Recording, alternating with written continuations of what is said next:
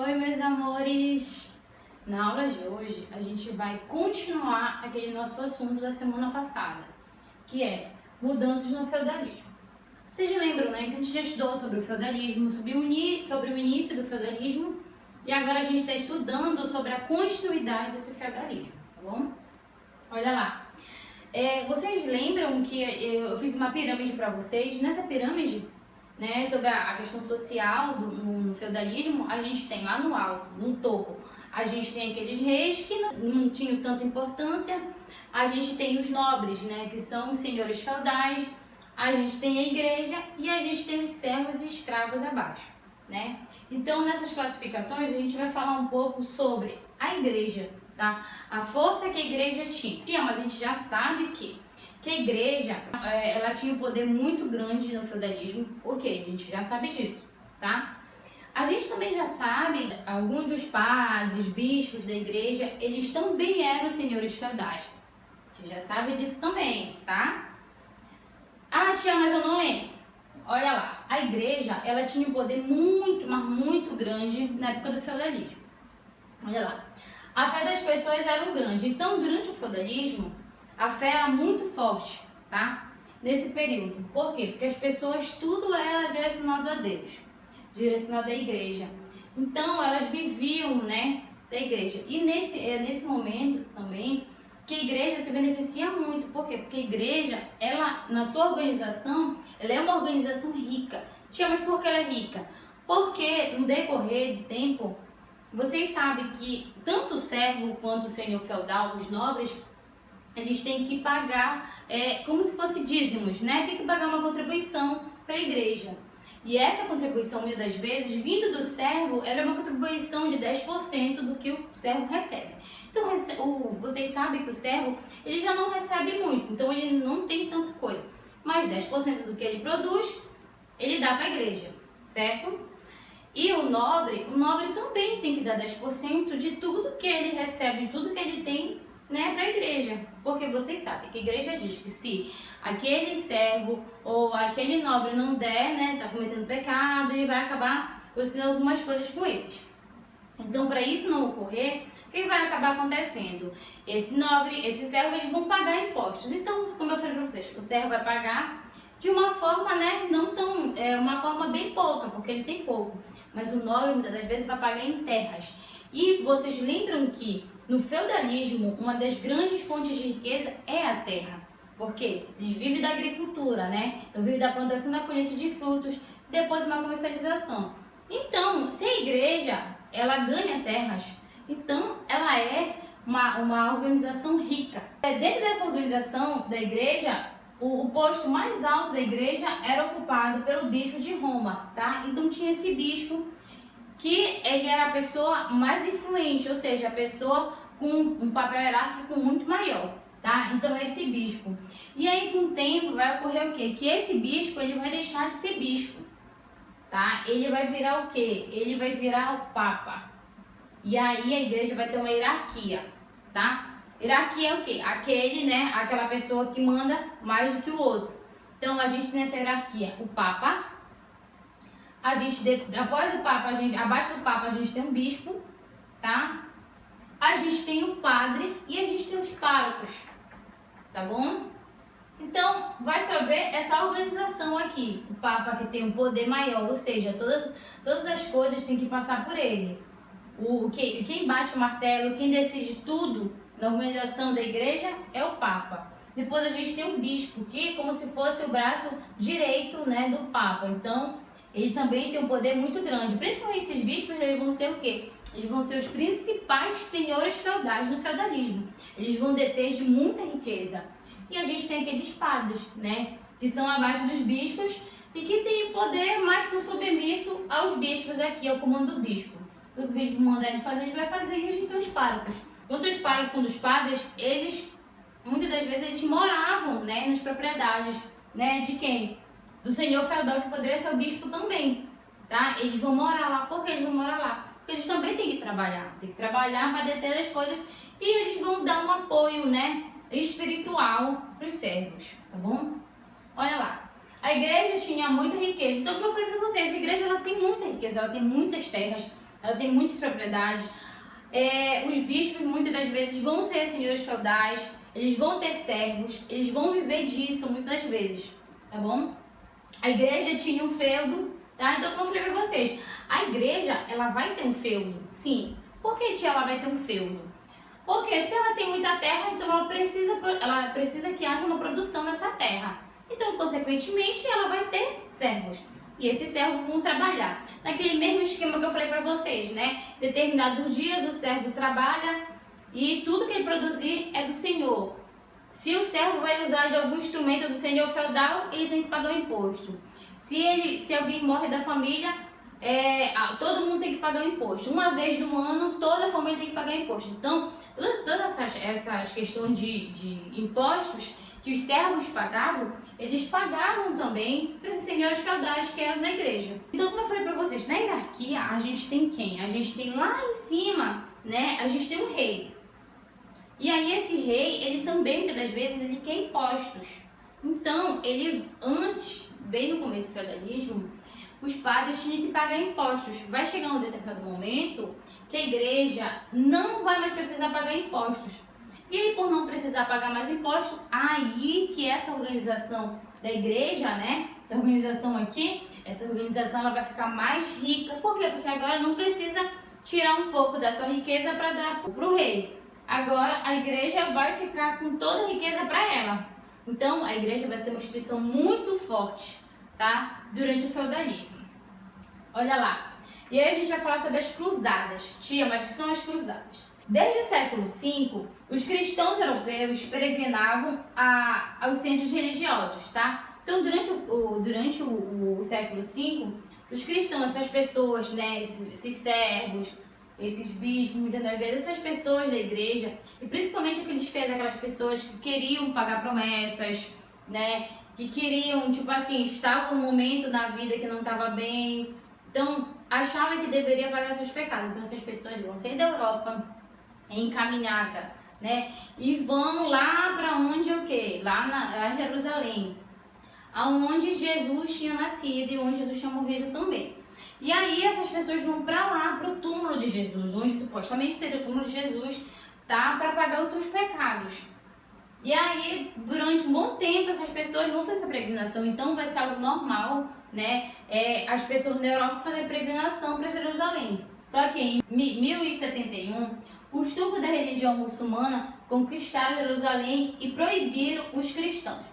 Lembra que a gente já falou sobre o islamismo, né? O islamismo ele vai começar lá nos países árabes, e aí com o tempo, por questão de Maomé, depois que Maomé morre, vai fazer o quê? Vai haver a expansão, né, do islamismo para outras localidades. E consequentemente, nessa expansão, vai haver o quê? Os árabes, né, muçulmanos vão fazer o quê? Vão expandir as suas terras para outras localidades. E numa dessas expansões, eles vão estar tomando conta do território onde vai ser Jerusalém. E aí é que a gente tem um conflito. Tia, mas por que há um conflito nisso? Por quê? Porque é nesse momento que os europeus eles são acostumados a fazer peregrinação. E aí, quando eles estão acostumados a fazer peregrinação, é nesse momento que os muçulmanos tomam conta desse território. E aí não vão deixar que esses europeus continuem lá fazendo peregrinação, certo? E aí vai haver um conflito. Por quê? Porque a igreja tem essa terra de Jerusalém como uma terra santa, né? Então, fazia parte da questão da igreja fazer essa peregrinação, era normal para as pessoas. E agora é proibido, há uma proibição dos muçulmanos que não deixam mais, né, que esses europeus estejam na Terra Santa. E aí que vai haver um conflito, que em 1095, o Papa Urbano II convocou os cristãos para a guerra. Então, o que esse Papa vai fazer? Ele vai ficar indignado. Hashtag chateado. Por que, tio, vai ficar chateado? Porque é uma terra santa. É uma terra que, por ser a questão de Cristo, né? É uma terra cristã. Então, eles queriam essa terra, queriam ter essa terra, fazer a peregrinação. E aí, como não há acordo, né? Para os europeus continuarem entrando nessas terras, o Papa Urbano II vai fazer o que não, gente? Bora juntar todo mundo. Fulano, ciclano, bora juntar todo mundo e bora pra guerra. eles vão começar a guerrear com esses muçulmanos. E aí que a gente chama, que começa o quê? As cruzadas. Tia, mas por que chama-se as cruzadas? Porque as pessoas se vestiam, tá? Né? Com roupas de guerra e tudo mais. E na frente dessa roupa, eles mandavam bordar uma cruz enorme assim. Imaginem que esse aqui é a minha arma, essa aqui é a minha roupa de guerra. Então eu mandei tecer aqui uma cruz enorme, uma cruz vermelha. E aí eles mandam colocar essa cruz aqui, ou seja, significa que são as pessoas das cruzadas. E aí nascem as cruzadas, tá? Essas cruzadas que vão ser o quê? Vão ser uma forma de conquistar essas terras novamente, tá? Essas terras que são a Terra Santa. E olha o tempo que as cruzadas duraram. As cruzadas foram do século IX ao século XIII, tá? Então foi por um bom período que rolou essas cruzadas. E nessa questão houve muitos conflitos, né? Houve um momento que os europeus conseguiram ganhar, né? Muitas das vezes os reis, tanto português quanto inglês, né? Muitas das vezes eles conseguiram ganhar a guerra, mas depois foram derrotados e nesse conflito ficaram um bom tempo nesse conflito, ganhando e perdendo. Tia, mas quem são as pessoas que vão para as cruzadas? Olha lá, quem participou das cruzadas? Pessoas comuns. Chama assim, como assim pessoas comuns? Imagine pessoas comuns, pessoas que não eram da nobreza, né? E aí eram servos, digamos, eram servos. Essas pessoas, elas tinham uma ligação muito forte com a igreja. E a igreja dizia o seguinte: olha, se você for lá, né, para uma guerra santa, né, para uma guerra que está indo em busca do quê? De ter o território de novo da nossa Terra Santa, onde Cristo morreu e tudo mais. Então, se você for lá, então a gente faz esse convite, a igreja faz o convite para a pessoa. Se você for lá, todos os seus pecados serão perdoados. E aí as pessoas iam. Por quê? Porque a questão do pecado era muito forte. As pessoas faziam tudo e achavam que era pecado. E aí, por acharem que era pecado, elas faziam o quê? Elas tinham medo, né, de ir para o inferno. E aí, foi uma das formas que a igreja conseguiu que essas pessoas comuns e servos, eles fossem para a guerra. A gente também vai ter os nobres, esses nobres que vão para lá para quê? Para conquistar mais território, tá? Para conseguirem mais território, para conseguirem mais especiarias, para conseguirem coisas melhores para eles. A gente também vai ter os mercadores, né? Aquelas pessoas que vão fazer a comercialização de produtos. Então, essas pessoas, esses mercadores, eles também vão para a Guerra Santa, tá? Eles também vão para as cruzadas para quê? Justamente para conseguir, tá, uma comercialização maior, tá? Por quê? Porque para ir para uma cruzada dessa precisa de alimentos, precisa de instrumentos, precisa de armas, de um monte de coisa. E esses comerciantes precisam ser papel, tá? Foram na intenção de enriquecer cada vez mais. E os dirigentes da igreja, porque esses dirigentes da igreja, eles iam também, né, para a questão da organização e porque eles também queriam que não houvesse, né, conflito, eles queriam que a Europa fosse sem violência. Então, eles também acabam indo para essa questão dessa guerra lá no Oriente, que é lá em Jerusalém. Depois dessas cruzadas vai ocorrer o quê? Vai haver uma mudança, tá? Na Europa. Tia, mas por que vai haver uma mudança? Lembra que eu falei para vocês que lá no Império Romano, lá perto da crise do Império Romano, o Império Romano ele comercializava com outras localidades, sempre com muitas localidades, certo? E aí, quando chegou o feudalismo, parou essa comercialização. Também durante o Império Romano, eles tinham a questão de escolas, de saber, de pinturas e tudo mais. E aí, quando veio o feudalismo, essa questão cultural, essa questão de conhecimento, não houve na Europa feudal, tá? Mas, tia, foi na Europa todinha? Não. Em algumas áreas, não. Lembra que eu falei para você na semana passada, Genova e Veneza, elas ainda continuavam tendo a comercialização, continuavam tendo acesso, inclusive, a outras localidades, ao conhecimento de outras localidades. Mas em algumas áreas da Europa eram muito fechadas. A questão de conhecimento, quem é que sabia questão de pinturas, conhecimentos? Era a igreja. O que a igreja fazia? A igreja guardava tudo para ela. A igreja, ela não expandia aquilo. Por quê? Porque a igreja estava muito bem, tendo domínio sobre o pensamento, né? Tendo domínio sobre as pessoas. Então a igreja fazia o que ela queria nesse determinado momento.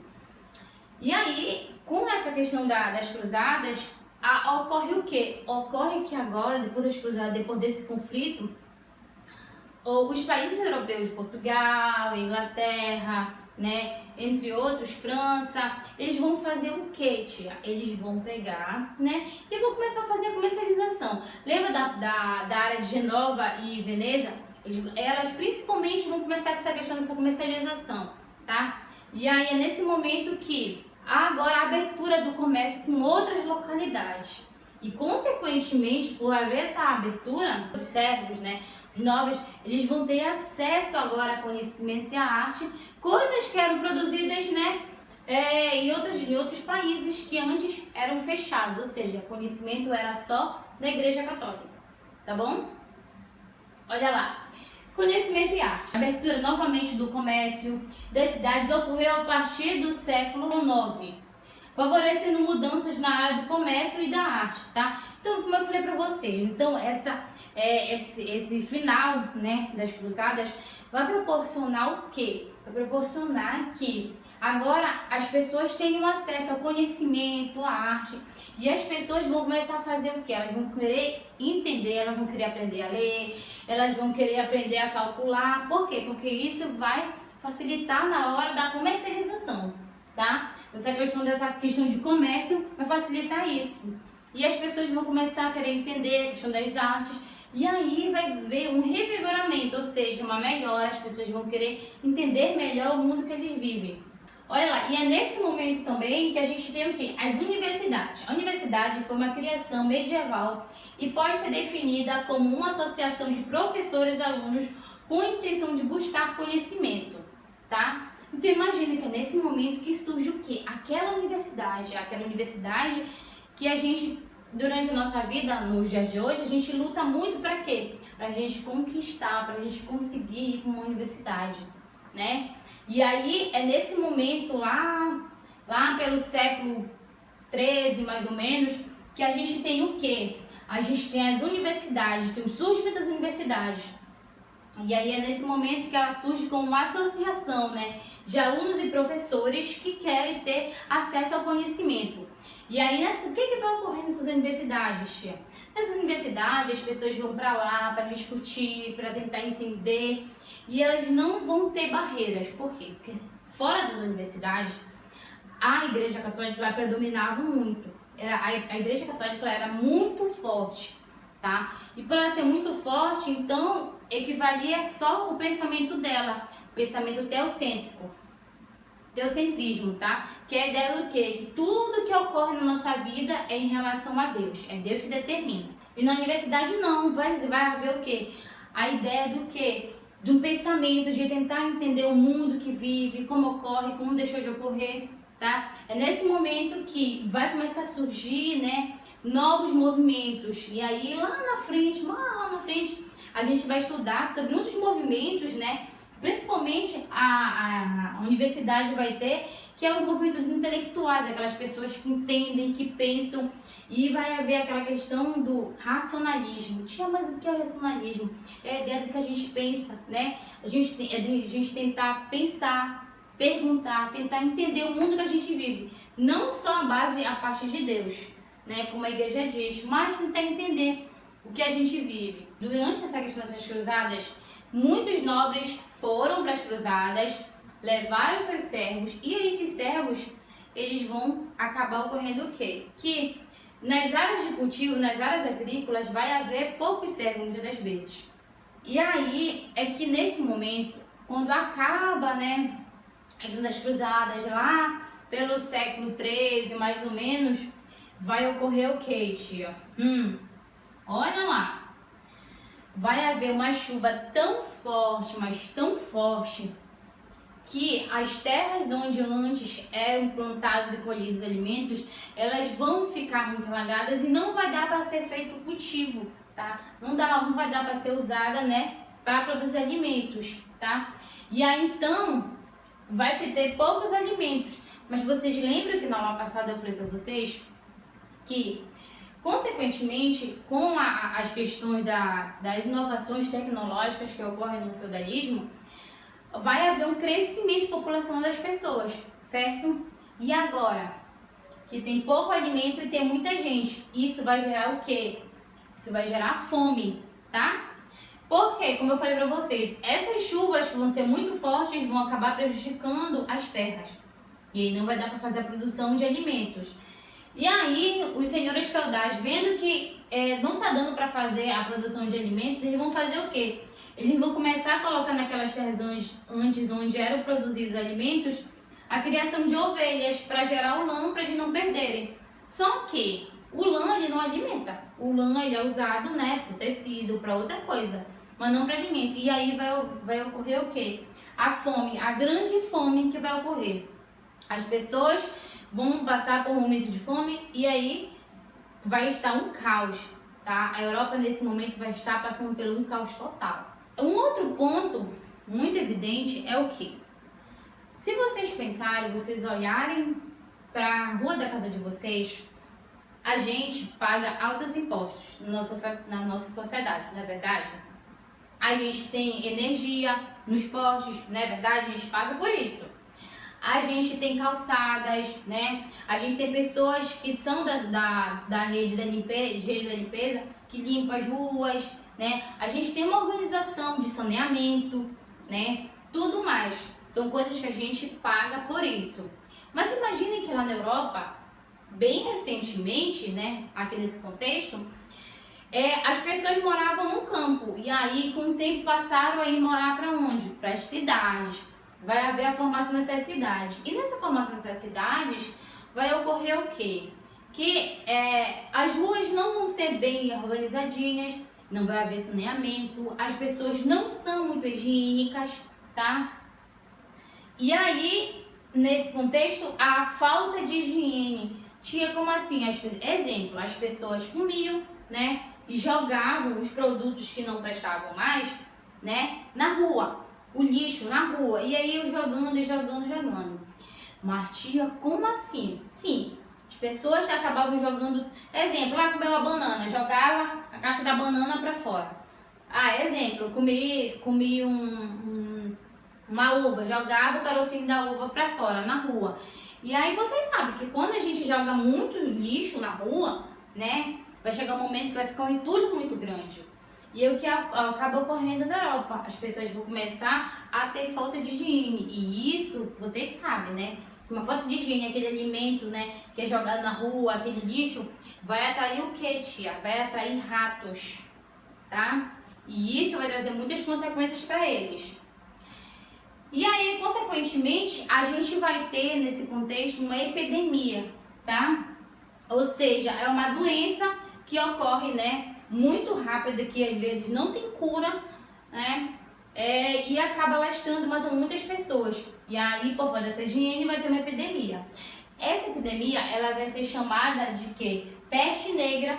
E aí a gente vai ter essa peste negra durante 1347 a 1350, tá? E por esse período, um terço da população europeia vai acabar o quê? Morrendo com essa peste. Tia, mas como assim? Do nada na balada surgiu essa peste? Não foi assim. Lembra que eu falei pra vocês da comercialização? Então, a Europa vai começar a comercializar com outras localidades, principalmente para a Ásia. E aí, né, para os países asiáticos. E aí, nessa comercialização, ela comercializa com a China, tá? Então, vai haver essa comercialização com a China, para lá e para cá, tal. E, segundo os estudos, dizem que essa peste, ela começa lá na China.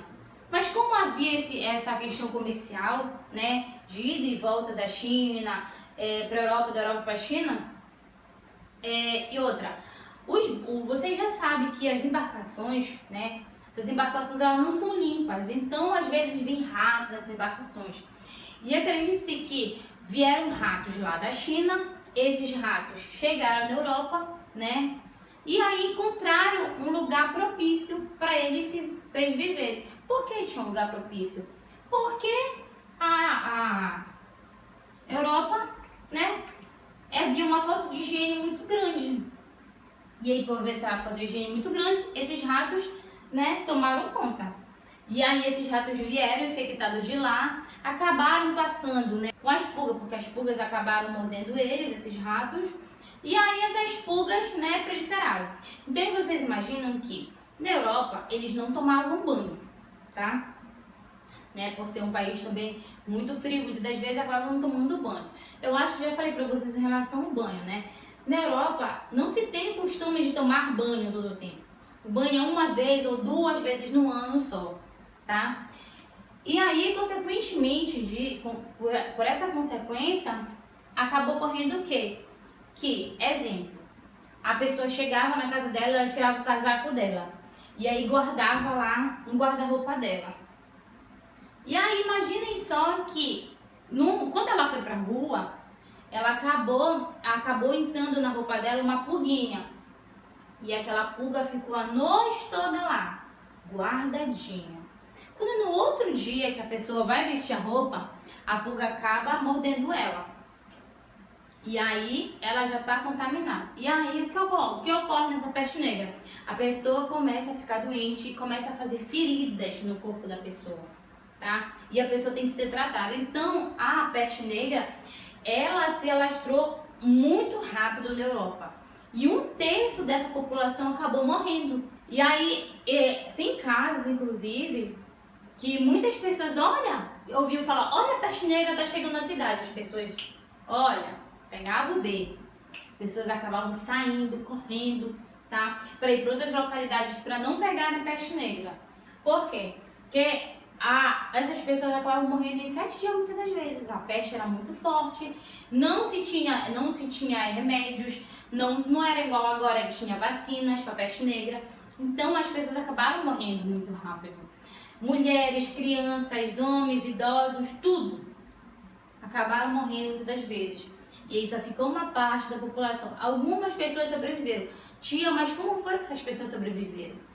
Eles tinham um lugar que era chamado de quarentena. Então imaginem vocês que eles tinham um lugar que era como se fosse lá do outro lado do rio, né? E aí lá do outro lado do rio era uma casa lá que eram colocadas essas pessoas que viviam em quarentena. Então essas pessoas tinham que passar 40 dias lá naquela casa, sendo atendidas por um médico, tá? O médico, eu não sei se você já viu na internet que aqueles homens com uma roupa preta, né, com uma máscara assim de bico, assim, né? Esses médicos, eles eram os médicos que atendiam, né, para não pegarem a peste negra. Então eles eram todos encapuzados justamente para não pegar essa peste. E algumas pessoas conseguiram sobreviver, outras não conseguiram. Olha lá, então o resultado dessa peste negra, dessa fome, de todos esses conflitos que ocorreram, vai haver o quê? A revolta camponesa. Meu Deus, tia, é muita treta. Sim, é muita treta. Olha lá. E aí, a falta de mão de obra camponesa. Então, imaginem só, que lá na época do feudalismo, né, então se tinha a questão da agricultura. E aí, se tem essa questão da agricultura, então precisa-se de pessoas, os servos, para plantar, colher e fazer toda aquela organização. Mas vocês imaginam que nesse meio termo aqui, esse meio tempo, ocorreu o quê? A peste negra e muita gente morreu. Poucos sobreviveram. Então, se poucos sobreviveram, o que vão fazer? Os senhores feudais, eles vão fazer o quê? Olha, não quero nem saber. Eu quero que vocês produzam para mim, pronto, e acabou. É essa a ideia do senhor feudal. Então, vai se ter pouca mão de obra, tá?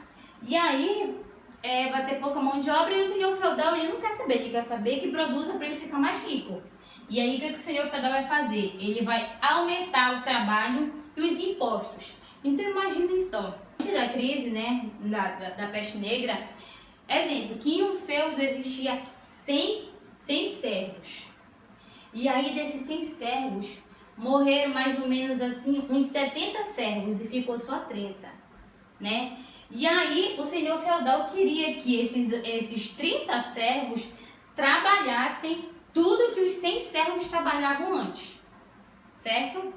E aí ele queria, então, ficou muito sobrecarregado para aquele servo precisava trabalhar muito, porque eles tinham que fazer o deles e dos outros que tinham morrido. E aí houve o quê? O aumento do trabalho. E esses servos não ficaram satisfeitos. E além de haver um aumento do trabalho, o aumento de imposto também, porque esses servos foram obrigados pelo senhor feudal a pagar altos impostos. Porque imaginem que a peste negra, ela também, né, acabou chegando lá na casa dos senhores feudais, dos nobres, né? Então, nesse período também da peste negra, o senhor feudal acabou passando por um momento difícil. Por quê? Porque não tinha servo para produzir para ele, trabalhar para ele. Então, consequentemente, ele já estava ficando, né, devagar de grana. E aí ele vai cobrar altos impostos, né, para continuar estando rico. E aí, vocês imaginem só que esses servos já estavam muito abalados, porque eles tinham passado pelo momento dessa peste negra, né, da fome e tudo mais, tinham que trabalhar muito, tinham que pagar muitos impostos, e aí esses servos vão ficar chateados, vão revidar, vão entrar em conflito com os senhores feudais, os nobres, tá? Os camponeses, por sua vez, reagiram, tá? E aí eles vão reagir. De que forma eles vão reagir? Eles vão invadir a casa dos senhores feudais, os castelos da casa do senhor feudal, e vão matar alguns nobres, e vão queimar alguns objetos. Por quê? Tudo em revolta, senhor feudal. E sempre pedindo que houvesse o quê? A diminuição do trabalho, né? E também houvesse o quê? A diminuição dos impostos, porque não dava para eles, eles estavam fracos, sem condições, e o senhor feudal não queria saber. Ele queria saber que ele queria ganhar, tá? E aí é nesse momento que a gente tem o quê? A revolta de Jacquerie, tá? A revolta que foi em 1358 na França. E aí essa revolta que vai ocorrer o quê? Que esses servos, né, eles vão entrar na casa do senhor feudal, no castelo do senhor feudal, vão queimar o castelo, vão queimar os objetos, vão matar alguns nobres, vão fazer um monte de coisa, ou seja, tudo em reivindicação. Estão reivindicando os seus direitos, né? De ganhar melhor, de não pagar altos impostos, de dar diminuição principalmente do trabalho. E aí a gente também vai ter a revolta, né? Walter Tile, que vai ser em 1381 na Inglaterra também, que cerca de 10 mil servos vão acabar entrando em conflito, ou seja, no momento, quem era o rei? Era o rei Ricardo. E aí vão entrar em conflito com o rei Ricardo para quê? Para que ele, né, faça o quê? Que ele diminua os impostos também, porque altos impostos ocorriam lá. E aí no primeiro momento o rei Ricardo vai fazer o quê? Não, beleza, gente, eu vou dar tudo que vocês querem. E aí quando os servos estavam, né, pensando que estava tudo certo, ele manda que os seus soldados invadam as vilas dos camponeses e queimem e matem todas as pessoas praticamente. Então, como eu falei para vocês, né, nessas revoltas vão haver o quê? Incêndios em castelos e vão matar os nobres também. Então vão ocorrer o quê? Represália a esse momento difícil, né? Esses servos vão o quê? Vão entrar em conflito e vão acabar fazendo algumas coisas, né?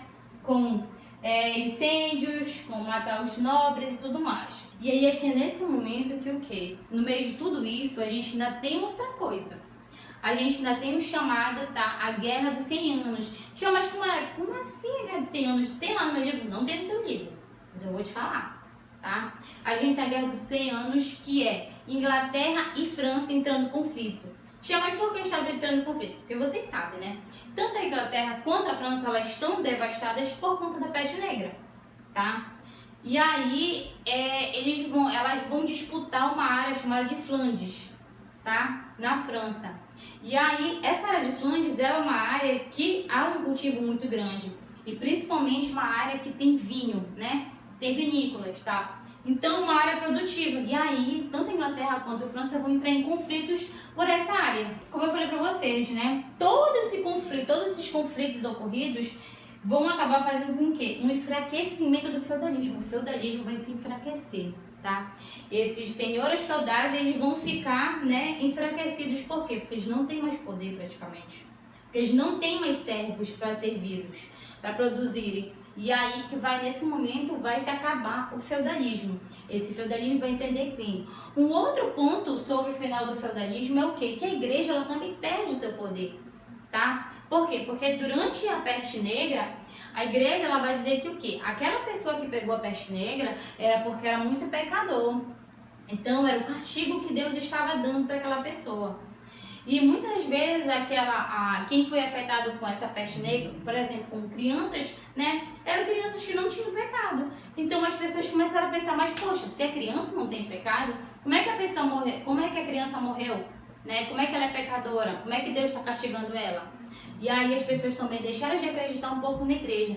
A igreja também vai passar a ser desacreditada e vai perder um pouco do seu poder, principalmente terras, tá? Então, tanto o feudalismo, tanto os senhores feudais vão ficar numa situação difícil, como a igreja também vai perder um pouco do seu poder e as pessoas vão deixar de acreditar nela, tá bom? A nossa aula de hoje fica por aqui, tá, meus amores? Beijinho, espero que vocês tenham gostado, né, de viajar um pouquinho na história, tá, meus amores? Beijos, tchau!